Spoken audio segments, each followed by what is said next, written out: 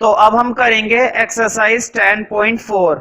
देखो 10.4 का जो क्वेश्चन नंबर 1 है वो बहुत ही इंपॉर्टेंट क्वेश्चन है तो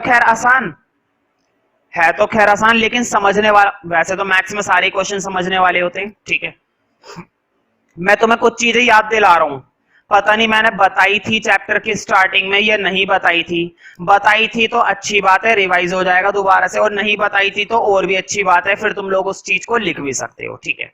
देखो मैंने तुम्हारे सामने एक सर्कल बना दिया, हालांकि मैं अच्छे से नहीं बना पाया, लेकिन जो चीज मैं समझाना चाहता हूं वो तुम्हें इस सर्कल से समझ में आ जाएगी। ज्यादा टेंशन मत लो, वैसे भी तुम लोग टेंशन लेने वालों में से नहीं हो, देने वालों में से हो, ठीक है। तुम्हें मालूम है ना किसी भी सर्कल का ये जो बीच का पॉइंट होता है, किसी भी सर्कल का बिल्कुल बीच का पॉइंट ये क्या कहलाता है? ये कहलाता है उस सर्कल का सेंटर। भाई पूरा एक सर्कल है और पूरे सर्कल का बिल्कुल बीच का पॉइंट है, जैसे कि मान लो मेरा मुंह गोल है और मेरे मुंह गोल पर बिल्कुल बीचों बीच क्या लगी हुई है? नाक लगी हुई है। तो नाक मतलब नोज, ये वाली नोज लगी हुई है, तो क्या है? ये मेरा सेंटर है, ठीक है। इस पर एक तीर मार दो मेरी नाक पर, करना मत ऐसा कभी वीडियो में मेरी स्क्रीन तोड़ दो, ठीक है। तो देखो बीच का जो पॉइंट होता है वो सेंटर होता है। अब बोर्ड पे देखो, अगर मैं इस सेंटर से ये चीज ड्रॉ कर देता हूं तो तुम लोगों को मालूम होगा ये क्या कहलाती है? हमारी रेडियस। ये क्या कहलाती है? तुम कहोगे क्या बच्चों वाली बातें बताने लग गया मैं? बिल्कुल ठीक, बच्चों वाली बातें, लेकिन दोबारा समझ लोगे तो उससे कोई बेकार बात नहीं होगी, ठीक है, करने में ही भलाई है। मुझे बताओ, अगर किसी भी सर्कल की ये जो होती है ये रेडियस होती है, और ये जो अगर मैं मिला देता हूं बीच में, तुम्हें शायद ये बात मालूम होगी, ये जो मैं बीच में लाइनें मिलाता हूं, देखो बोर्ड पे ये जो लाइनें होती हैं सर्कल के अंदर वाली लाइनें, ये सारी की सारी लाइनें, ये सारी की सारी लाइनें क्या कहलाती हैं? बोलो। इन सारी लाइनों को बोला जाता है कोड्स। कुछ बच्चे इसको गलत पढ़ते हैं, है ना, वो चीज नहीं पढ़नी है जो गलत पढ़ते हैं, ठीक है। इसको क्या बोलते हैं सही तरीके से? कोड बोलते हैं, कोड। सर्कल के अंदर वाली लाइनें क्या कहलाती हैं? कोड कहलाती हैं। देखो तीन बातें बता दी। सर्कल के बिल्कुल बीच का पॉइंट कहलाता है सेंटर। ये जो लाइन मिला दी जाती है ये क्या कहलाती है? रेडियस।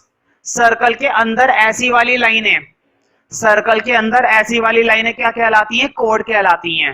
अब काम की बात सुनो, अगर इतनी सारी चीजों को नोट करना चाहते हो तो कर सकते हो, नहीं करना चाहते हो तो कोई बात नहीं है, लेकिन अब जो मैं नोट करवाऊंगा ना वो सभी को करना है। तो देखो अब मैं थोड़ा सा बड़ा बना रहा हूं, देखो बोर्ड पे मैंने क्या बना दिया? एक कोड बना दिया, और मैंने बीच में क्या ले लिया? एक सेंटर ले लिया, और उस सेंटर से क्या बना दी? एक रेडियस बना दी। कोई दिक्कत तो नहीं है? मेरी बात को ध्यान से सुनो, अगर तुमने इस बात को ध्यान से सुन लिया तो तुम्हारा 10.4 का क्वेश्चन नंबर 1 होने में जरा सी भी देर नहीं लगेगी। और अगर मेरी बात को तुमने ध्यान से नहीं सुना तो फिर 10.4 का जो क्वेश्चन नंबर 1 है उसे जरा सी भी देर नहीं लगेगी गलत होने में। मैंने बताया था कि ये क्या होती है? रेडियस, और ये लाइन क्या होती है? कोड। तुम कहोगे मैंने ऐसे क्यों बनाया? ध्यान से सुनो, जब भी मैं रेडियस की बात करता हूं ना तो रेडियस जो होती है वो कोड पर कितने डिग्री का एंगल बनाती है? 90 डिग्री का। रेडियस हमेशा कोड पर कितने डिग्री का एंगल बनाती है? 90 डिग्री का। तुम बोलोगे कैसे? मैं बोलूंगा प्रॉपर्टी है, सर्कल की प्रॉपर्टी है, और इस प्रॉपर्टी को प्रूफ करने का काम 10th क्लास के अंदर प्रॉपर तरीके से है, 9th क्लास में जरूरत नहीं है फिलहाल। अब मैं तुमसे एक चीज और पूछ रहा हूं, मुझे बताना, हालांकि मैं सुन नहीं पाऊंगा लेकिन तुम्हें बताने की जरूरत है। फिर से मैंने एक सर्कल बना दिया, बोर्ड पे देखो मैंने यहां पर क्या बना दी? कोड बना दी। भाई कोड है, कहीं पर भी हो सकती है, पूरे सर्कल में यहां पर कोड हो सकती है, यहां पर कोड हो सकती है, कहीं पर भी कोड हो सकती है, उसका मन करे। कोड बिल्कुल भगवान की तरह होती है, जैसे भगवान हर जगह है ना, वैसी कोड भी हर जगह है। तो देखो मैंने फिर से क्या करा? मैंने इस सेंटर से इसको ज्वाइन कर दिया। मुझे बताओ फिर से ये रेडियस उस कोड पर कितने डिग्री का एंगल बनाएगी? 90 डिग्री का। अब ये भी बात बताई थी ना मैंने बताया था रेडियस हमेशा कोड पर कितना बनाती है? परपेंडिकुलर बनाती है। जब भी हम रेडियस की बात करेंगे तो रेडियस जो होती है वो कोड पर कितने डिग्री का एंगल बनाती है? 90 डिग्री का। That is called perpendicular. क्या बोलते हैं? परपेंडिकुलर। कौन सा कूलर? परपेंडिकुलर, है ना। तो इस चीज को अगर ड्रॉ करना चाहते थे तो कर लेते, ठीक है। वैसे मेरे हिसाब से कर ही लेना चाहिए था क्योंकि ये नई चीज थी बिल्कुल। देखो अब जरा 10.4 का क्वेश्चन नंबर 1 पढ़ते हैं।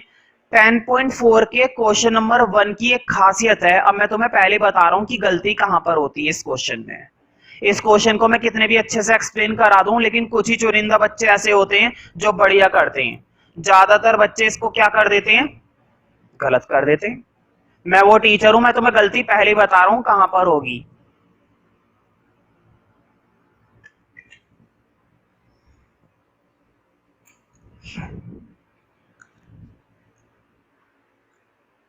गलती कहां पर होगी, ठीक है। सारा खेल फिगर का है इस क्वेश्चन के अंदर। सारा खेल किस चीज का है? फिगर का। अगर तुमने फिगर बहुत अच्छे से बना ली तो समझो इस क्वेश्चन में फिर कुछ भी नहीं बचा, और अगर फिगर बहुत अच्छे से नहीं बनाई तो समझो वाकई में इस क्वेश्चन में कुछ नहीं बचा। समझते हो ना? चलो खैर, देखो इस क्वेश्चन को ना मैं जानकर बीच में से पढ़ रहा हूं, तुम्हें पता नहीं चलेगा। चलो मैं स्टार्टिंग से पढ़ देता हूं, तुम भी क्या याद रखोगे किस टीचर से पाला पड़ा था, है ना। चलो देखते हैं। To circles of radius 5 centimetre and 3 centimetre. दो सर्कल हैं। कितने सर्कल है भाई? दिखाई दे रही है दो उंगलियां, ये देखो, है ना। दो सर्कल हैं और ऑफ रेडियाई 5 सेंटीमीटर 3 सेंटीमीटर। दो सर्कल हैं, एक की रेडियस है 5 सेंटीमीटर और एक की रेडियस है 3 सेंटीमीटर। देखो बट पे, एक की रेडियस कितनी है भाई? 5। एक की रेडियस कितनी है भाई? 3। भाई मर्जी है उनकी, तुम कहोगे 5 और 3 ही क्यों दी, मैं बोलूंगा उनकी मर्जी, मेरी मर्जी, है ना। मेरी मर्जी नहीं है, वैसे मर्जी तो उनकी है, ठीक है। बस मुझे इतनी सी बात बता दो, अगर एक की रेडियस 5 है और एक की रेडियस 3 है तो इस बात की गारंटी है ना कि 5 रेडियस वाला सर्कल बड़ा बनेगा और 3 सेंटीमीटर की रेडियस वाला सर्कल छोटा बनेगा, है ना। क्यों? क्योंकि इसकी रेडियस छोटी तो छोटा सर्कल, इसकी रेडियस बड़ी तो बड़ा सर्कल, है ना। एक सर्कल बड़ा बनेगा, एक सर्कल छोटा बनेगा। अभी मत बनाना, यही तो खेल है इस क्वेश्चन का। अभी तुम इसको नहीं बनाना, है ना। देखो क्वेश्चन ने बोला जरूर है अभी नहीं बनाना, मैंने पहले बोला है। इस क्वेश्चन की फिगर को टेक्निकली ड्रॉ करना पड़ेगा तुमने। इस क्वेश्चन की फिगर को कैसे बनाना पड़ेगा? टेक्निकली। अगर तुमने फिगर बनाने में गलती कर दी तो समझो क्वेश्चन वहीं पर खत्म हो गया, मतलब कि खत्म। अब आगे बढ़ते हैं। And the distance between their centre is 4 centimetre. दो सर्कल है, दोनों सर्कल का सेंटर होगा ना, अभी अभी मैंने बताया था सर्कल का सेंटर कहां पर होता है? बीच में। दूसरे सर्कल का सेंटर भी कहां पर होता है? बीच में। बोर्ड पे देखो, इस सेंटर से लेकर इस सेंटर तक का डिस्टेंस, ध्यान से सुनो मैं बोल क्या रहा हूं। पहले अपनी बुक के अंदर इस वाली लाइन को ध्यान से सुनो और देखो। चलो मैं बोल रहा हूं, अपनी बुक के अंदर देखना, देखो क्या लिखा हुआ है। The distance between their centre is 4 centimetre. Board पे देखो, इस सेंटर से लेकर उस सेंटर तक का डिस्टेंस, इस सेंटर से लेकर उस सेंटर तक का डिस्टेंस क्वेश्चन ने कितना बता रखा है? 4 सेंटीमीटर। बात समझ में आ गई ना। इस सेंटर से लेकर उस सेंटर तक का डिस्टेंस, देखो क्या लिखा हुआ है, the distance between their centre, है ना। डिस्टेंस इनके सेंटर के बीच का कितना बता रखा है? 4 सेंटीमीटर बता रखा है। अब एक काम करते हैं, यहीं से फिगर बनानी है। फिगर तुम्हें यहीं से बनानी है, स्टार्टिंग से नहीं बनानी। फिगर तुम्हें इस डिस्टेंस वाली लाइन से बनानी है। मुझे बताओ, दो सेंटर लेने और दोनों सेंटर के बीच का डिस्टेंस कितना होना चाहिए? 4 सेंटीमीटर। अब बोर्ड पे देखो, मैं पहले से ही सेंटर ले रहा हूं, बोर्ड पे देखना। एक सेंटर लिया मैंने और दूसरा दूसरा सेंटर लिया, है ना। देखो एक सेंटर को तो दिखा रहा हूं मैं O डैश, कोई दिक्कत तो नहीं है, और एक सेंटर को दिखा रहा हूं सिर्फ O से, कोई दिक्कत तो नहीं है ना। एक सेंटर को दिखाया O डैश से और एक सेंटर को दिखाया ओ से, और मुझे बताओ दोनों सेंटर के बीच का डिस्टेंस क्वेश्चन ने कितना बता रखा है, 4 सेंटीमीटर। दोनों सेंटर के, अब तुम कहोगे 4 सेंटीमीटर लग तो रहा नहीं है ये। अब तुम मुझे बताओ क्या मैं बोर्ड पर 4 सेंटीमीटर बनाऊं स्केल से? क्या अगर मैंने बोर्ड पर 4 सेंटीमीटर स्केल से मेजर करके बना दिया तो तुम्हें दिखाई भी नहीं देगा, इतना छोटा बनेगा, है ना? तुम्हें भी जरूरत नहीं है बनाने की, ये कंस्ट्रक्शन थोड़ी ना है, ड्रॉ कर रहे हैं फिगर। अब उसने 10 सेंटीमीटर दिया होता तो इसका मतलब थोड़ी ना कि 10 सेंटीमीटर बनाते रहते हैं ना। बात समझ में आ रही है ना? देखो, एक सेंटर ओ डैश, दूसरा सेंटर ओ, ठीक है, और क्वेश्चन ने बोला था इनके सेंटर के बीच का डिस्टेंस क्या है, 4 सेंटीमीटर है। अब जरा क्वेश्चन को स्टार्टिंग से पढ़ो। 2 सर्कल ऑफ रेडियस 5 और 3, बोर्ड पे देखो, 2 सर्कल हैं, एक की रेडियस है 5 और एक की रेडियस है 3। एक की रेडियस है 5, एक की रेडियस है 3। देखो बोर्ड पे, 3 रेडियस वाला मैं यहां पर बना रहा हूं और 5 रेडियस वाला यहां पर बनाऊंगा। पहले मुझे बताओ कौन सा बनाना पसंद करोगे? कोई सा भी बना लो, एक ही बात है ना? चाहे 5 वाला पहले बना लो, चाहे 3 वाला पहले बना लो। मैं एक काम करता हूं, मैं 5 रेडियस वाला पहले बना रहा हूं, ठीक है? देखो बोर्ड पे, मुझे बताओ यहां पर तुम रखोगे और सर्कल बनाओगे 5 रेडियस का। ध्यान से सुनो, यहां पर रखकर 5 रेडियस का सर्कल बनाना है। मुझे बताओ बोर्ड पे देखो, थोड़ा सा बड़ा बनेगा ना भाई, तुम्हें 5 रेडियस का लेना है, ठीक है?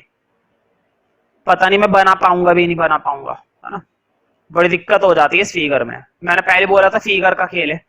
तुम लोगों को कोई दिक्कत ना हो, मैं थोड़ा सा कम कर लूं डिस्टेंस, बोर्ड छोटा है, बन नहीं पाएगा पूरा काम, है ना? इधर बना रहा हूं मैं, कोई दिक्कत तो नहीं है? इतने छोटे में दिख जाएगा ना? देखो, नहीं तो बोर्ड पे आ नहीं पाती फिगर फिर, इसलिए मैंने जानबूझकर छोटा सा डिस्टेंस ले लिया। अभी भी डिस्टेंस कितना लिया है? 4 सेंटीमीटर ही लिया है, क्योंकि क्वेश्चन ने सिर्फ कितना बोल रखा है? 4। देखो, मैंने जानबूझकर थोड़ा सा कम डिस्टेंस ले लिया ताकि अब मैं फिगर ढंग से बना पाऊं। अब मैं ढंग से बना सकता हूं। बोर्ड पे देखो, पहले मैं बना रहा हूं 5 सेंटीमीटर की रेडियस का सर्कल। इस पर रखकर, कंपास का इस्तेमाल कर लेना, कोई दिक्कत नहीं है। देखो, इस पर रखकर बना रहा हूं, बड़ी दिक्कत वाली बात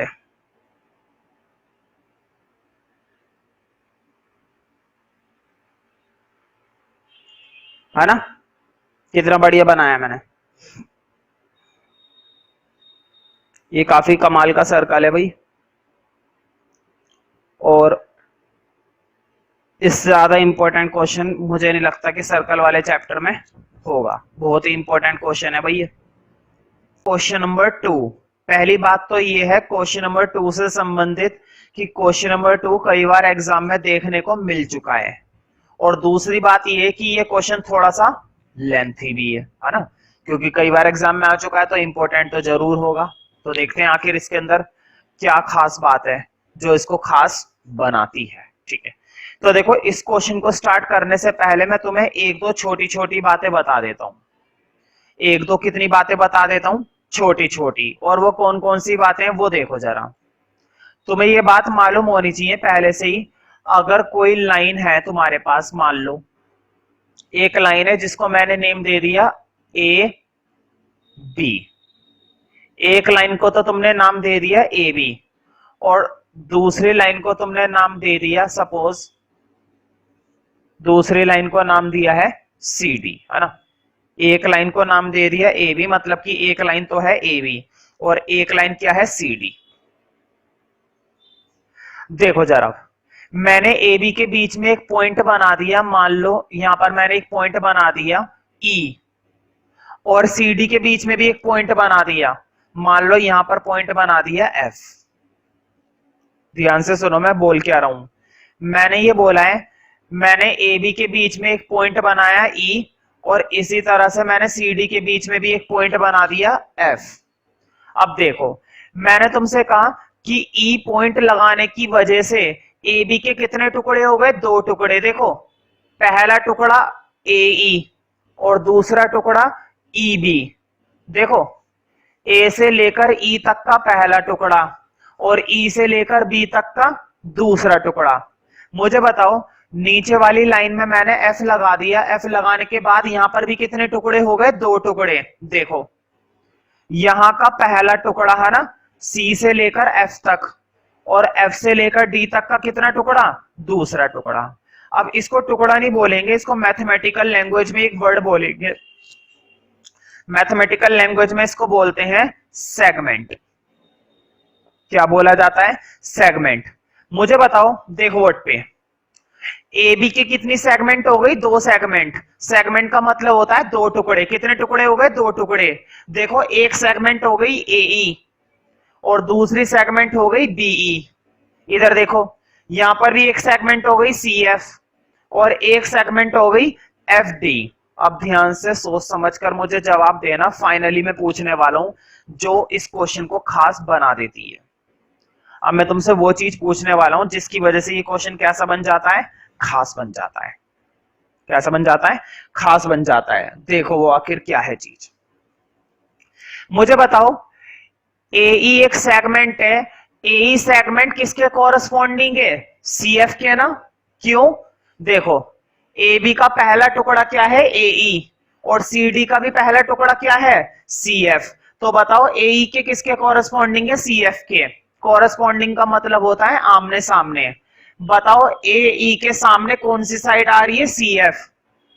अब मुझे बताओ बीई के सामने कौन सी साइड आ रही है, एफ डी, है ना। देखो पहली सेगमेंट के बराबर होगी, दूसरी सेगमेंट के बराबर होगी, तीसरी सेगमेंट के बराबर होगी, चौथी सेगमेंट के बराबर होगी। तो कॉरस्पॉन्डिंग का मतलब समझ में आ रहा है ना, कॉरस्पॉन्डिंग का मतलब तुम्हें समझ में आना चाहिए। तो कॉरस्पॉन्डिंग का मतलब होता है इसके बराबर दूसरी वाली कौन सी साइड है ना। तो इसको नोट करने की जरूरत नहीं है, बस मुझे समझाना था। अब इस क्वेश्चन को करने से पहले एक चीज और मैं समझाऊंगा, बस एक चीज। हालांकि वो चीज मैंने तुम्हें कितनी बार बता दी है, वो बात मैंने कई बार बताई है तुम्हें, ठीक है। लेकिन कोई बात नहीं, मैं दोबारा से एक्सप्लेन करने के लिए तैयार हूं, मुझे कोई दिक्कत नहीं है। अगर तुम लोगों को पहले से ही मालूम है तो अच्छी बात है, और नहीं है मालूम तो और भी अच्छी बात है, क्योंकि सीखने का मौका मिलेगा। और जीवन में सीखने के मौके बहुत कम मिलते हैं, सिखाने के ज्यादा मिलते हैं, ठीक है। तो देखो अब जरा फिर से तुम्हारे पास एक लाइन है भाई, ए बी, है ना। फिर से तुम्हारे पास कितनी लाइनें हैं, ए बी। अब देखो जरा, मैंने तुमसे कहा ए बी को बाइसेक्ट करा मैंने बीच में से सी से। मैंने क्या शब्द बोला कि मैंने क्या करा, बाइसेक्ट करा। मैंने क्या शब्द बोला है, बाइसेक्ट करने के लिए बोला है मैंने क्या शब्द यूज कर लिया, बाइसेक्ट करा। अब मैं तुम्हें बताता हूं बाइसेक्ट का मतलब क्या होता है। देखो जब भी कोई लाइन बीच में से बाइसेक्ट होती है ना, जब भी कोई लाइन बीच में से क्या होती है, बाइसेक्ट होती है, बीच में से क्या होती है, बाइसेक्ट होती है। तो देखो पूरी लाइन क्या थी, ए बी। पूरी लाइन क्या थी तुम्हारे पास, ए बी थी, इसमें तो कोई शक नहीं है। और मैंने तुमसे बोला बीच में से क्या करा है, मैंने बाइसेक्ट करा है। या तो क्वेश्चन खुद बता देता है कि बाइसेक्ट करा है, या फिर तुम्हें पहले से ही पता होना चाहिए कि बाइसेक्ट करा है। अब मुद्दे की बात यह कि अगर बाइसेक्ट करा है तो क्या होगा। तो देखो जब भी पूरी लाइन को बीच में से तुम क्या कर देते हो, बाइसेक्ट कर देते हो। इंपॉर्टेंट शब्द है बाइसेक्ट करना, तो ध्यान से सुनो। अगर तुम उस लाइन का आधा करोगे ना, मतलब अगर तुम ए बी का आधा करोगे तो ए बी का आधा ए सी भी लिख सकते हो, ठीक है। पहली बात, बोर्ड पे देखो, अगर बीच वाले पॉइंट की वजह से वो पूरी लाइन क्या हो रही है, बाइसेक्ट हो रही है। अगर बीच वाले पॉइंट की वजह से वो पूरी की पूरी लाइन क्या हो रही है, बाइसेक्ट हो रही है, या तो क्वेश्चन ने खुद बताया है या फिर तुम्हें मालूम है। तो अगर वो बीच वाले पॉइंट की वजह से पूरी लाइन क्या हो रही है, बाइसेक्ट हो रही है। तो बाइसेक्ट होने का मतलब है पूरी लाइन का आधा तुम किसके बराबर रख सकते हो, एसी के। बोर्ड पे देखो, पूरी लाइन का आधा या तो तुम इस एसी के बराबर रख सकते हो, या फिर एक ऑप्शन और होता है, या फिर पूरी लाइन का आधा तुम किसके बराबर रख सकते हो। देखो या तो पूरी लाइन का आधा तुम इस टुकड़े के बराबर रख सकते हो, या फिर पूरी लाइन का आधा इस टुकड़े के बराबर रख सकते हो। और ये क्या था, ये BC था। बात समझ में आ गई ना। इस बात को अगर नोट करना चाहो तो इसको नोट कर सकते हो, कोई दिक्कत नहीं है, ठीक है। वैसे मुझे पक्का मालूम है, ये बातें मैंने कई बार बताई है, ठीक है। हो सकता है तुम लोगों को ध्यान ना हो और हो सकता है किसी को ध्यान हो, है ना। खैर जिसे ध्यान है वो भी लिखना, और जिसे नहीं है ध्यान वो तो लिखिएगा ही लिखिएगा, ठीक है। हालांकि ये चीजें कई बार आ चुकी हैं, लेकिन ये टेक्निक हम तभी लगा सकते हैं जब वो पॉइंट क्या बताया जाता है, बाइसेक्ट। या तो बताया जाता है या फिर हमें पहले से ही क्या होना चाहिए, मालूम होना चाहिए। अब स्टार्ट करते हैं क्वेश्चन। अब हम इस क्वेश्चन को करने के लिए बिल्कुल तैयार हैं। तैयार का मतलब ये नहीं है कि हमें नए कपड़े पहनने पड़ेंगे। तैयार का मतलब ये कि टेक्निकली अब हम इस क्वेश्चन को कर सकते हैं, ठीक है। तो देखो इस क्वेश्चन के अंदर फिगर तो दे नहीं रखी, कोई बात नहीं, हम क्या डरते हैं, 2 मिनट में फिगर बनाएंगे, 2 मिनट में, है ना। देखो, if two equal codes of a circle, मुझे बताओ एक सर्कल है ना, क्या है, एक सर्कल है। तो पहला काम है सर्कल बनाना। तो दिल खोलकर एक बढ़िया सा सर्कल बनाओ मेरे साथ। तुम देख सकते हो मैंने कितना दिल खोलकर सर्कल बनाया है। मैंने कितना दिल खोलकर ये सर्कल बनाने की पूरी पूरी क्या करी है, कोशिश करी है। हालांकि सर्कल मैंने काफी लाइट बनाया, कोई दिक्कत नहीं है, ठीक है। वैसे भी सर्कल अब मैं इसको रब भी नहीं कर सकता क्योंकि ये सर्कल बिल्कुल गोल बना है, फर्स्ट क्लास सर्कल बनाया ये, है ना। मुझे खुद यकीन नहीं हो रहा कि मैंने ये सर्कल बना दिया। खैर ये सर्कल था, है ना। अब आगे देखते हो क्या है, इफ टू इक्वल कोड्स, तुम्हें याद होगा मैंने तुम्हें कोड्स के बारे में नॉलेज दे दी थी। मैंने तुम्हें बताया था ना सर्कल के अंदर बनने वाली लाइनें क्या होती हैं, कोड्स होती हैं। अब तुम्हारी मर्जी है, तुम कहीं पर भी 2 कोड बना लो, इस पूरे सर्कल के अंदर कहीं पर भी क्या बना लो, 2 कोड बना लो। रुक कर बनाना, पहले मुझे देख लो। देखो क्वेश्चन ने क्या बोला है, अपनी बुक पर फोकस करो। इफ टू इक्वल कोड्स, कितनी कोड्स बनानी है, 2 कोड्स, और वो भी कैसी होनी चाहिए, इक्वल होनी चाहिए। आपस में कैसी होनी चाहिए, इक्वल होनी चाहिए, है ना। देखो 2 कोड बनानी है और वो भी 2 कोड आपस में क्या होनी चाहिए, इक्वल होनी चाहिए। देखो क्या लिखा हुआ है, 2 equal codes of a circle intersect with in the circle, और वो आपस में एक दूसरे को क्या करे, इंटरसेक्ट करे। इंटरसेक्ट का मतलब होता है कि एक दूसरे को काटें। तो मुझे 2 कोड बनानी है और दोनों कोड एक दूसरे को क्या करनी चाहिए, काटनी चाहिए। देखो स्केल की हेल्प ले सकते हो अगर तुम्हें ऐसा लगे कि कहीं हमसे छोटी या बड़ी ना बन जाए, ठीक है, तो तुम स्केल की हेल्प ले सकते हो। लेकिन कोड आपस में हमेशा क्या होनी चाहिए, बराबर ही होनी चाहिए। अब देखो मैं बराबर की 2 कोड बना रहा हूं, कहीं पर भी बना सकते हो लेकिन फिलहाल वहां पर बना देना जहां पर मैं बना रहा हूं, ठीक है। कोशिश करना कि इनकी लेंथ बराबर हो, है ना। एक काम करता हूं, इसको थोड़ा और ऊपर बना देता हूं।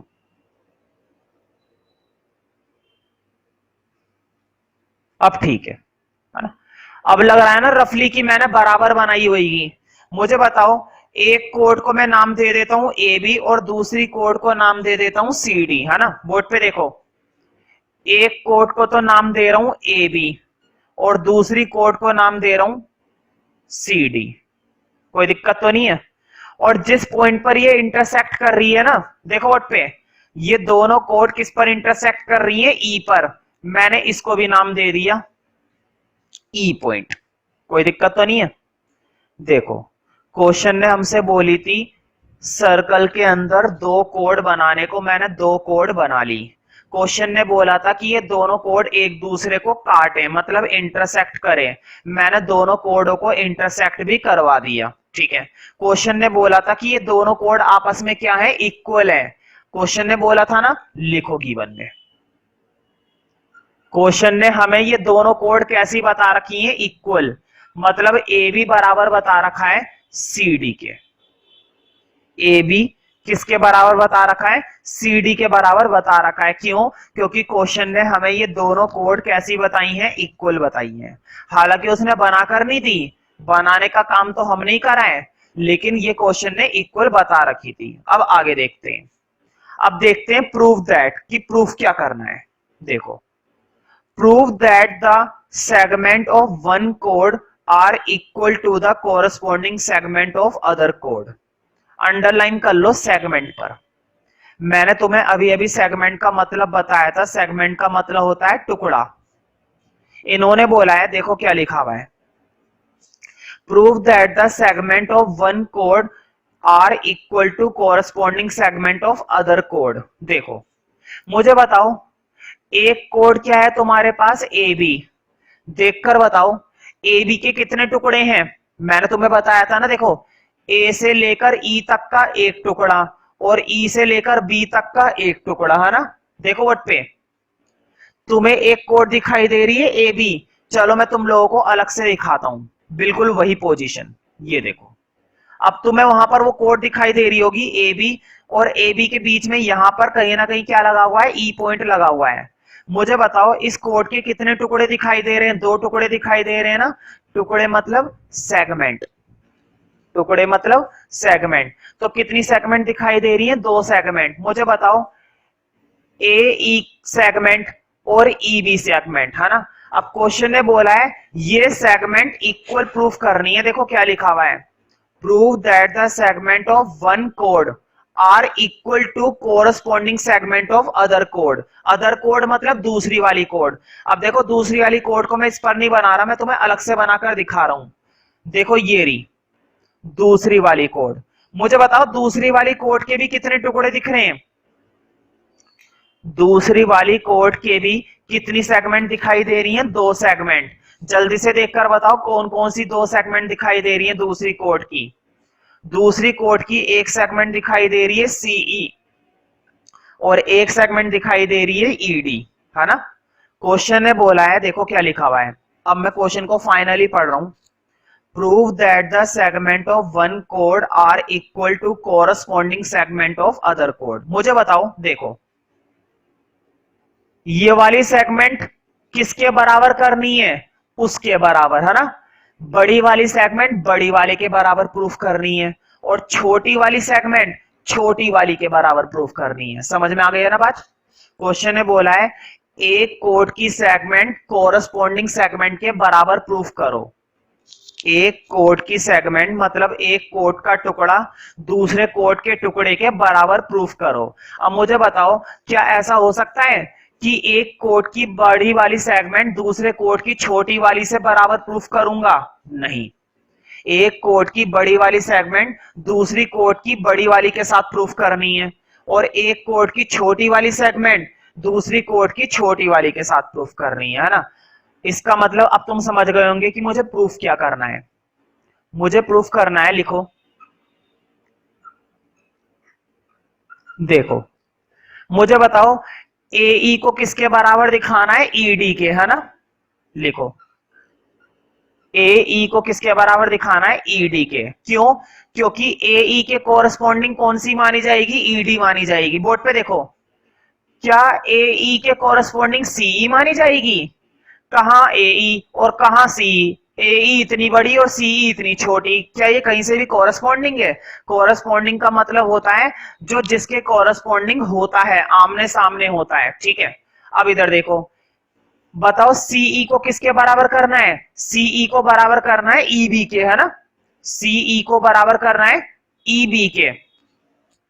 भाई सिंपल सी तो बात है। देखो बीई और सीई, बीई के कोरस्पॉन्डिंग सीई और सीई के कोरस्पॉन्डिंग बीई, तो लिखो बीई को बराबर करना है सीई के। ये दो चीजें हमें बराबर प्रूफ करके दिखानी है और जब ये बराबर प्रूफ हो जाएगी तो समझो क्वेश्चन खत्म। तो बहुत ही सिंपल सा क्वेश्चन है। कमाल की बात तो ये कि अभी तक इस क्वेश्चन के अंदर मैंने ढंग का कुछ भी नहीं कराया और जबकि कितना टाइम लग गया इस क्वेश्चन में। यही तो इस क्वेश्चन की खासियत है। पहले ही मैंने बताया था लेंथी क्वेश्चन है ना। तुम अंदाजा लगा सकते हो इस क्वेश्चन के लिए मुझे कितना समझाना पड़ रहा है ना। हाँ, अब थोड़ी सी इसके अंदर कंस्ट्रक्शन करनी पड़ेगी, बिना कंस्ट्रक्शन की क्वेश्चन नहीं होता है। तो लिखो कंस्ट्रक्शन में। देखो मुझे बताओ, बीच में एक सेंटर ले लेते हैं। तुम लोग तो कंपास से ड्रॉ करोगे तो तुम्हें तो सेंटर आसानी से पता चल जाएगा, लेकिन मैंने अंदाजे से बीच में क्या ले लिया, एक सेंटर ले लिया। कोई दिक्कत नहीं है भाई, ले लिया तो ले लिया, है ना। मैंने अंदाजे से लिया है। अब देखो कर क्या रहा हूं, बोर्ड पे देखो। इस सेंटर से मैंने एक परपेंडिकुलर बना दिया सामने वाली लाइन पर। क्या बना दिया, परपेंडिकुलर। और इधर भी सेंटर को नेम दे देना ओ। सेंटर को क्या नेम दे देना, ओ नेम दे देना। और जो जो परपेंडिकुलर बनाए ना उनको भी एक नेम दे दो। देखो ओ से इस पर नेम दे दो एम, और ओ से इस पर नेम दे दो एन। कोई दिक्कत तो नहीं है। मुझे बताओ, मैंने अगर परपेंडिकुलर बना दिया तो कोई गुनाह तो नहीं करा। बताओ मैंने क्या क्या कंस्ट्रक्शन करी। मैंने कंस्ट्रक्शन करी, देखो ओ से एम तक का परपेंडिकुलर बनाया, ओ से एन तक का परपेंडिकुलर बनाया। एक कंस्ट्रक्शन और कर रहा हूं, मैंने ओ से ई को ज्वाइन कर दिया। बताओ तीन काम करे। ओ से एम का परपेंडिकुलर, ओ से एन का परपेंडिकुलर, और ओ से ई को ज्वाइन करा। लिखो अब ये बातें। देखो मैंने ओ एम परपेंडिकुलर बनाया है। देखो वट पे, तुमने ओ एम परपेंडिकुलर बनाया, किस पर बनाया है, सी डी पर, है ना, सी डी पर। अब देखो तुमने ओ एन परपेंडिकुलर बनाया, किस पर बनाया है, ए बी पर। O N perpendicular A B पर। और एक चीज और करी है, कोई बताएगा मुझे वो चीज क्या है, मतलब कि वो क्या करा है। तुमने ओ ई को ज्वाइन भी तो करा है, तो लिखो ज्वाइन ओ ई। ठीक है। तो देखो आधा बोर्ड तो इस क्वेश्चन को स्टार्ट करने में ही भर गया, है ना। गिवन, टू प्रूफ, कंस्ट्रक्शन वगैरह लिखने में ही भर गया। कोई बात नहीं, हम दोबारा रब नहीं कर सकते, कि हम डरते हैं रब करने से, हम रब कर सकते हैं, है ना। अब हम क्वेश्चन को स्टार्ट करेंगे। देखो इस क्वेश्चन को करने का सबसे आसान और बढ़िया तरीका मैं तुम लोगों को बताऊंगा। इस क्वेश्चन को करने का सबसे आसान और बढ़िया तरीका देखो वो क्या है। पहले मैं ये रब कर देता हूं भाई, मुझे स्पेस चाहिए, मेरी मजबूरी है ये मजबूरी।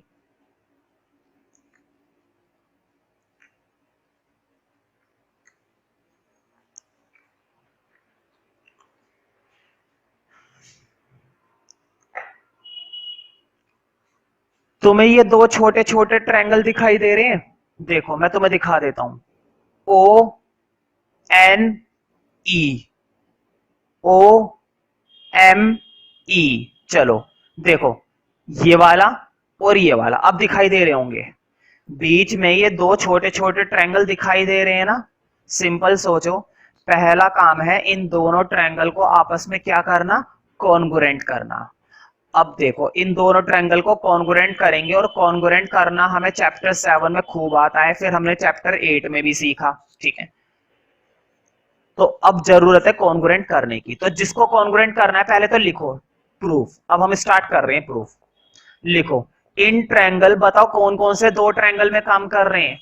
एक तो हम काम कर रहे हैं ओ एन ई में, ओ एन ई, ठीक है। और एक ट्रायंगल कौन सा है, ओ एम ई, ओ एम ई। इन दो ट्रायंगल के अंदर मैं काम करने वाला हूं। क्या करे भाई, घर तो है नहीं मेरा, मैं ट्रायंगल में ही काम करता हूं। अब देखो कॉन्ग्रुएंट करेंगे, और बहुत ही आसान है कॉन्ग्रुएंट करना, तुम्हें एक ही बार में पसंद आ जाएगा। जैसे चलो छोड़ो, हाँ मुझे बताओ, इस वाले ट्रायंगल में एंगल एन और इस वाले ट्रायंगल में एंगल एम। बताओ ये दोनों एंगल 90 डिग्री के हैं ना। यहां पर एंगल एन और यहां पर एंगल एम, ये दोनों एंगल कितने डिग्री के हैं, 90 डिग्री के हैं। कैसे हैं, क्योंकि मैंने क्या कर रखी है, कंस्ट्रक्शन कर रखी है। क्वेश्चन ने नहीं बताया था, मैंने करी है कंस्ट्रक्शन। क्वेश्चन ने तो हमें कुछ नहीं बताया, हमने कर रखी है कंस्ट्रक्शन। अब जब कंस्ट्रक्शन कर रखी है तो लिखो एंगल एन बराबर है एंगल एम के, और साइड में लिख देना ईच 90। कैसे है वो छोड़ो, ये टीचर अपने आप देख लेगा कि बच्चे ने क्या कर रखी है, कंस्ट्रक्शन कर रखी है ना, तो तुम्हें ज्यादा टेंशन लेने की जरूरत नहीं है। वैसे भी तुम लोगों के पास दिमाग की कमी है, और जिस चीज की कमी हो उसे कमी इस्तेमाल किया करो, ठीक है। अब एक चीज और मुझे बताओ, सोच समझ कर जवाब देना। ये जो बीच में लाइन है, बोर्ड पे देखो, ये जो बीच में लाइन है ओ ई, बताओ ये लाइन इस ट्रायंगल की भी है ओ ई, ये बीच की लाइन दिखाई दे रही है ना ओ ई, ये जो बीच की लाइन है ओ ई, ये इस ट्रायंगल की भी है और ये लाइन इस ट्रायंगल की भी है, मतलब ये लाइन दोनों के अंदर है ना, और जो लाइन दोनों के अंदर होती है उसे हम कहते हैं कॉमन। तो लिखो, एक चीज और आ गई, ओ ई इक्वल टू ओ ई, और साइड में लिख देना कहां से आई ये बात आई भाई कॉमन से। बहुत ही बढ़िया, कमाल कमाल की चीजें आ रही हैं, इससे ज्यादा दुनिया में रखा क्या है, ठीक है। अब एक लास्ट बात, अब या तो एक साइड और मिल जाए या फिर एक एंगल और मिल जाए, घबराओ मत, एक साइड और मिल गई। देखो मुझे बताओ, सेंटर से लेकर तुमने एन तक मिलाया, सेंटर से लेकर तुमने एम तक मिलाया, बताओ ये इक्वल होती है या नहीं होती है?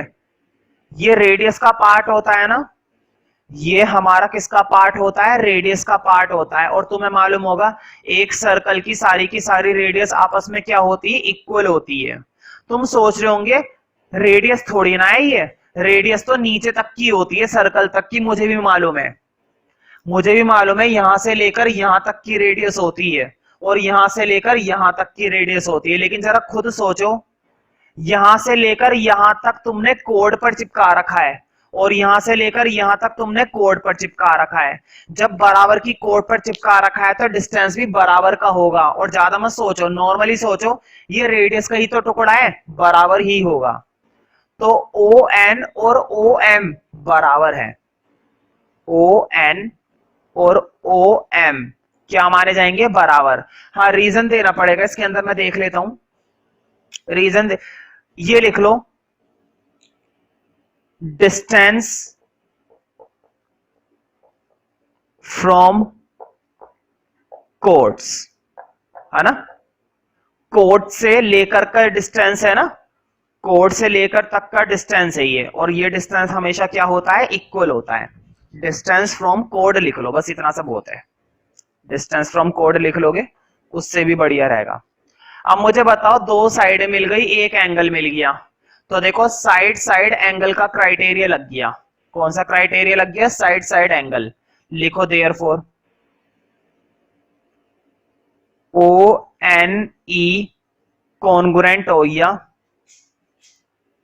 ओ एम ई के, और साइड में रीजन जरूर लिखना।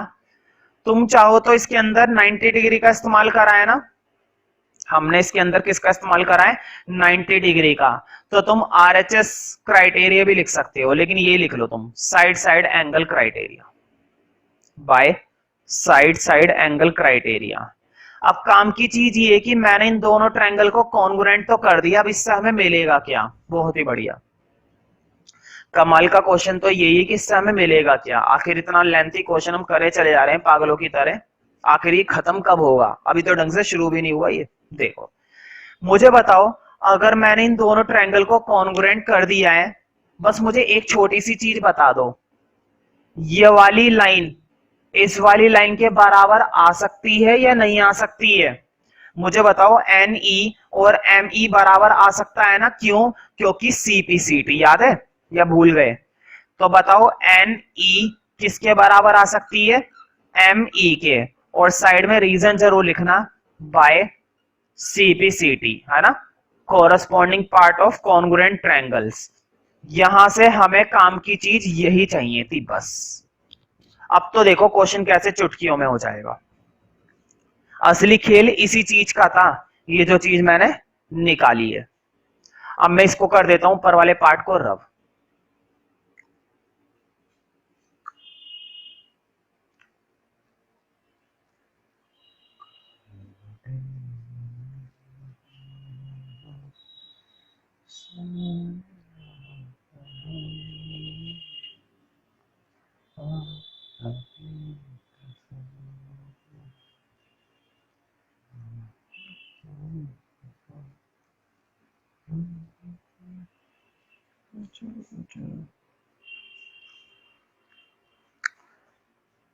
इसकी जरूरत पड़ेगी, इसकी जरूरत पड़ेगी। तुम्हें याद होगा क्वेश्चन को स्टार्ट करने से पहले मैंने बाइसेक्ट के बारे में कुछ बताया था। तुम सोच रहे होंगे बाइसेक्ट वगैरह तो कुछ आया ही नहीं इस क्वेश्चन में, मैंने खामेखा बता दिया। मैंने तुम लोगों को दो बातें बताई थी ना, एक बात बताई थी सेगमेंट वाली, वो तो स्टार्टिंग में ही आ गई, और एक बात बताई थी बाइसेक्ट वाली, वो अब आएगी। तुम्हें शायद मालूम नहीं है लेकिन मैं तुम्हें एक बात बता देता हूं, जब भी किसी सर्कल के अंदर किसी कोड पर रेडियस से परपेंडिकुलर बनाया जाता है, ध्यान से सुनो, जब भी किसी सर्कल के अंदर कोड के ऊपर रेडियस से परपेंडिकुलर बनाया जाता है, सेंटर से क्या बनाया जाता है, परपेंडिकुलर बनाया जाता है, तो जिस पॉइंट पर परपेंडिकुलर बनता है ना, ध्यान से सुनो, जिस पॉइंट पर, ये पॉइंट दिखाई देगी अब, जिस पॉइंट पर परपेंडिकुलर बनता है वो पॉइंट बाइसेक्ट का पॉइंट होता है। वो पॉइंट किसका पॉइंट होता है, बाइसेक्ट का पॉइंट होता है। अगर तुम्हें ये बात याद है तो अच्छी बात है, और अगर नहीं है याद तो और भी अच्छी बात है, क्योंकि अब से याद रखना फिर इस चीज को। ये बात मैं तुमसे वीडियो क्लास में आकर, बोर्ड क्लास में कभी भी किसी भी समय पर पूछ सकता हूं कि सेंटर से अगर कोई परपेंडिकुलर बनाएंगे कोड पर तो वो पॉइंट किसका पॉइंट होएगा, बाइसेक्ट का पॉइंट होएगा। अब तुम्हें मालूम है अगर बाइसेक्ट का पॉइंट होएगा तो हम क्या क्या कर सकते हैं, ये बात तुम्हें मालूम होनी चाहिए। देखो अब जरा मुझे बताओ, क्वेश्चन ने हमें, ये बोर्ड पे देखो, क्वेश्चन ने हमें ये वाली कोड और वो वाली कोड, ये दोनों कोड आपस में क्या बता रखी हैं, इक्वल बता रखी हैं। ये दोनों की दोनों कोड आपस में क्या बता रखी हैं, इक्वल बताई है ना। और जब क्वेश्चन ने ये दोनों कोड इक्वल बताई रखी हैं तो अब हम इसका इस्तेमाल करेंगे। तो देखो कोड इक्वल बताई है तो अब हम इसका इस्तेमाल करेंगे, मतलब ए बी कोड किसके बराबर बता रखी है, सी डी के। ए बी कोड किसके बराबर है, सी डी के। तुम्हें मैंने बताया था बोर्ड पे देखो, अभी अभी बताया है। बताओ सेंटर से इस पॉइंट पर परपेंडिकुलर है ना, सेंटर से किस पॉइंट पर परपेंडिकुलर है, एन पर परपेंडिकुलर है। इधर बताओ सेंटर से किस पॉइंट पर परपेंडिकुलर है, एम पर परपेंडिकुलर है। मैंने बताया था जिस पॉइंट पर परपेंडिकुलर बनता है वही पॉइंट कौन सा पॉइंट होता है, बाइसेक्ट का पॉइंट होता है। ये बात अभी अभी मैंने बताई थी। सेंटर से जिस पॉइंट पर तुम परपेंडिकुलर बनाओगे वो पॉइंट बाइसेक्ट का पॉइंट होएगा। अब जब अगर ये बाइसेक्ट का पॉइंट होगा, देखो बोर्ड पे, यहां पर मैं ए बी का भी क्या कर रहा हूं, आधा कर रहा हूं। मैंने किसका आधा कर दिया, ए बी का। मैंने यहां पर भी ए बी का आधा कर दिया, और अब मैं इधर भी सी डी का आधा कर रहा हूं। क्वेश्चन ये क्यों कर रहा हूं अभी पता चल जाएगा, देखो जरा। कर सकते हैं ना, एक बात मैं तुम्हें बता देता हूं, जो काम तुम्हें इधर करना है ना वही काम तुम्हें इधर करना पड़ेगा। ऐसा नहीं है कि तुमने इधर 2 से मल्टीप्लाई दी और इधर 3 से मल्टीप्लाई दी, इधर तुमने आधा करा वहां पर 3 गुना कर दिया, नहीं। जो काम तुम एक साइड करते हो ना वो काम तुम्हें दूसरी साइड जरूर करना पड़ेगा। तो तुमने क्या करा है, तुमने इधर ए बी का भी आधा करा, और जब इधर ए बी का आधा करा तो तुमने सी डी का भी क्या कर दिया, आधा कर दिया।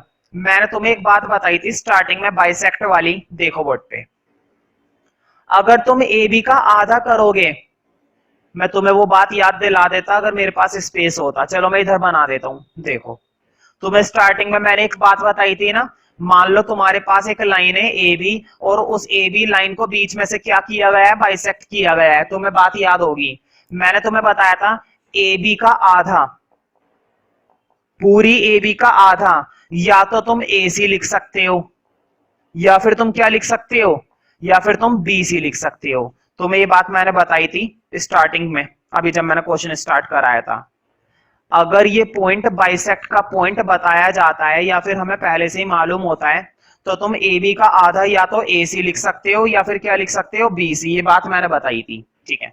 तो देखो अब जरा, अब तुमने यहां पर ए बी का आधा करा है, बोर्ड पे देखो तुम्हारे पास क्या लाइन है, ए बी, और तुमने ए बी का आधा कर दिया। अब जब तुमने ए बी का आधा कर ही दिया है तो या तो तुम ए एन लिख सकते हो या फिर एन बी लिख सकते हो, लेकिन मैं लिखूंगा ए एन, ऊपर वाला ए एन। अब इधर देखो, इधर भी वही चीज है, इधर भी क्या करा है तुमने, आधा करा है। मुझे बताओ सी डी का आधा करा है, देखो सी डी का आधा, CD का आधा बीच में क्या है, बाइसेक्ट का पॉइंट M है। या तो तुम MD लिख सकते हो या फिर CM लिख सकते हो। लिखूंगा मैं ऊपर वाला, क्योंकि पहले ऊपर वाला लिखा है ना, इधर भी ऊपर वाला लिखेंगे, मतलब MD। लिखो MD, ठीक है। अब इस वाले पार्ट को कर दो रब, ठीक है।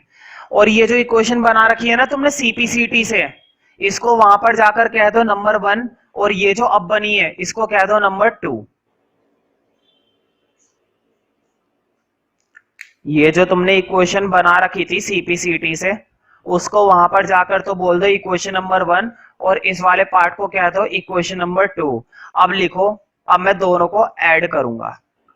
लिखो ऐड फर्स्ट एंड सेकंड, दोनों को ऐड करना है। देखो AN में ऐड कर रहा हूं NE, AN में ऐड करा NE, ठीक है। अब इधर देखो MD में ऐड करा ME, MD में ऐड करा ME,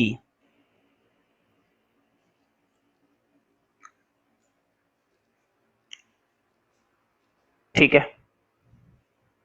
बहुत ही सिंपल सिंपल काम हो रहे हैं और बहुत ही आसान है। देखो अब जरा फिगर में देखना, तुम लोग अच्छे से देख पाओ इसलिए मैं आलतू फालतू की चीजें हटा रहा हूं। तुम लोग ऐसा मत करना कभी तुम भी अपने रजिस्टर में से वो चीजें हटा दो। ये लो, मैंने आलतू फालतू की चीजें ही हटा दी। बोर्ड पे देखो, AN और NE, बोर्ड पे देखो AN और NE दोनों को जोड़कर क्या बनेगा, AE बनेगा ना पूरा। देखो बोर्ड पे AN और NE को जोड़कर, AN और NE दोनों को जोड़कर बन गया AE। लिख दो, दोनों को जोड़कर बन गया AE। अब इधर देखो MD और ME, MD और ME दोनों को जोड़कर क्या बन गया ED। जो मैंने लिख रखा है ना टू प्रूफ, टू प्रूफ के अंदर देखो यही प्रूफ करना था हमने। क्वेश्चन की स्टार्टिंग में मैंने लिख रखा है ना टू प्रूफ में दो चीजें लिख रखी हैं। एक चीज तो प्रूफ हो गई, एक चीज तो हमारी क्या हो चुकी है, अब तक प्रूफ हो चुकी है। यही तो प्रूफ करना था, AE को ED के बराबर। AE को किसके बराबर प्रूफ करना था, ED के बराबर, ठीक है। अब देखो इस स्टेप में से इस वाले को ना नंबर 3 मान लो, अभी पता चल जाएगा क्यों माना है। इस वाली इक्वेशन को, ये जो बीच में आई थी, अपने स्टेप्स में से ढूंढो और ढूंढकर इस वाली इक्वेशन को क्या मान लो, नंबर 3। इस वाली इक्वेशन को मान लो नंबर 3, और ये जो अभी अभी बनाई है ना, ये जो अभी अभी बनाई है, इसको मान लो नंबर 4। बीच में से इस इक्वेशन को ढूंढकर नंबर 3 मानो, और ये जो लास्ट में अभी अभी प्रूफ करा है इस प्रूफ वाले पार्ट को नंबर 4 मानो। क्योंकि अभी भाई दो चीजें प्रूफ करने को बोली थी इसके अंदर, तुम चेक कर सकते हो, मैंने क्वेश्चन के सॉल्यूशन में लिख रखा है टू प्रूफ के अंदर, है ना। अभी हमारा केवल थोड़ा सा प्रूफ हुआ है, बाकी का प्रूफ होना बाकी है। देखो पहली वाली चीज प्रूफ करने के लिए तुमने प्लस करा, अब दूसरी वाली चीज को प्रूफ करने के लिए तुम्हें माइनस करना पड़ेगा। लिखो सब्ट्रैक्ट थर्ड -4। तीसरे में से किसको सब्ट्रैक्ट करना है, चौथे को। थर्ड इक्वेशन में से किसको सब्ट्रैक्ट करने की जरूरत है, फोर्थ को। अब देखो कैसे, बताओ AB में से AE को सब्ट्रैक्ट करना है, AB में से AE को सब्ट्रैक्ट करना है। अब इधर देखो CD में से ED को, CD में से ED को। अब जरा फिगर में देखना, बोर्ड पे देखो AB में से AE गया, बोर्ड पे देखो पूरी AB में से AE चला गया, ये लो चला गया। बताना जरा क्या बचा, देखो पूरी AB में से मैंने A से लेकर E तक का हटा दिया। जब A से लेकर E तक का हटा दिया तो क्या बच गया, E भी बच गया ना, नीचे वाला हिस्सा बच गया, E भी बच गया, ये लो EB, क्या बच गया तुम्हारा EB। अब इधर देखो, देखो CD में से ED, देखो वट पे पूरी CD में से, ये है ना CD, CD में से E से लेकर D तक का हिस्सा चला गया, ये लो चला गया, चला गया। तो क्या बच गया, नीचे वाला छोटा वाला हिस्सा बच गया, तो क्या बच गया CE। तुम चेक कर सकते हो, ये भी हमें प्रूफ करना था। देखो फिगर के अंदर कुछ भी नहीं बचा ना, क्वेश्चन में भी कुछ नहीं बचा। अब हमारे क्वेश्चन में भी कुछ भी नहीं बचा और ये क्वेश्चन इसी के साथ हो जाता है खत्म। वैसे भी काफी लेंथी क्वेश्चन था, लेकिन उम्मीद करता हूं तुम्हें हर एक स्टेप काफी अच्छे से क्लियर हो गया होगा। मैंने मैक्सिमम कोशिश करी अपनी।